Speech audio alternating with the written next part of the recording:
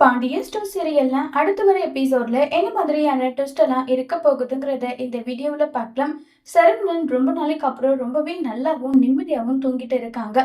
பாண்டியன் சரவணா இப்ப எப்படிப்பா தூங்குனேன்னு சொல்லிட்டு கேக்குறாங்க. ரொம்பவே நல்லா தூங்குனேன்ப்பா, ரொம்ப நிம்மதியா தூங்குனேன், ரொம்ப நாள் கழிச்சு நிம்மதியான தூக்கம் தூங்குனேன்ப்பான்னு சொல்லி பேசிக்கிட்டு இருக்காங்க. இதை கேட்டதும் ரொம்பவே ஃபீல் ஆகுறாங்க. பாண்டியன் இங்க பாருப்பா, இது நம்ம வீட்டு கல்யாணம் கிடையாது. நம்ம இவங்க கிட்ட எந்த ஒரு உரிமையும் நம்மளால சொல்ல முடியாது. நம்ம சொல்லி பார்த்தோம், சொல்லியும் திருந்தாதவங்க கிட்ட நம்மளால எதுவுமே பேச முடியாது.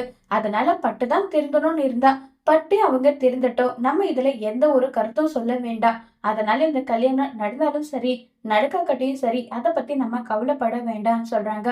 அப்பா அதெல்லாம் சரிப்பா, ஆனா நம்ம வீட்ல இருக்கவங்க யாருமே அந்த கல்யாணத்துக்கு போக கூடாதுப்பா. இத மட்டும் நானு கண்டிப்பா சொல்லுவேன்னு சொல்லிட்டு இருக்காங்க. ஏண்டா, வீடு தேடி பத்திரிக்கை எடுத்துட்டு குடுத்தாங்க. போகலன்னா அது மரியாதையா இருக்காது. அது நடக்கட்டும், நமக்கு பிடிச்ச கல்யாணமா இருக்கட்டும், பிடிக்காத கல்யாணமா இருக்கட்டும், போறது அவங்க கடமை, போயிட்டு வரட்டும். இதுல என்னடா இருக்குன்னு சொல்லிட்டு பாண்டியன் சரவணனை சமாதானப்படுத்துறாங்க. வேற வழி இல்லாம சரவணனும் சரிப்பா, நீங்க சொல்றதுனால நான் ஒத்துக்கிறேன்னு சொல்லிட்டு சரவணன் நேரா கதிரோட ரூம்க்கு போறாங்க. கதிருன்னு சொல்லி கூப்பிடுறாங்க. அண்ணன் சொல்லுன்னு சொல்றாங்க.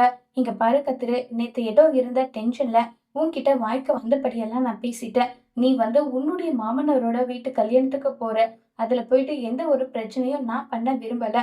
நீ தாராளமா கல்யாணத்துக்கு போயிட்டு வாடான்னு சொல்றாங்க. அண்ணன் உனக்கு விருப்பம் இல்லைன்னா நான் போகல. இல்லடா, அப்படியெல்லாம் ஒண்ணும் கிடையாது, நீ தாராளமா போயிட்டு வா, எனக்கு எந்த பிரச்சனையும் கிடையாதுன்னு சொல்லிட்டு சரவணன் கொஞ்சம் மாற்றமாவே பேசுறாங்க. இத பார்த்ததுமே செந்திலுக்கும் கதிருக்கும் நம்பிக்கை வருது. இப்பதான் கொஞ்சம் கொஞ்சமா நம்ம அண்ணன் ரெக்கவர் ஆயிட்டு வராருன்றத புரிஞ்சுக்கிறாங்க.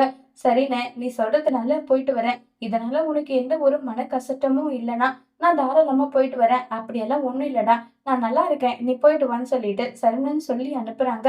இதுக்கு பின்னாடி சரவணன் ஏதாவது திட்டம் போட்டு வச்சிருக்காங்களா, இல்ல நம்ம சரவணனுடைய மனசு மாறிடுச்சாங்கிறத வரப்போற எபிசோட்ல வெயிட் பண்ணி பார்க்கலாம். தேங்க்யூ.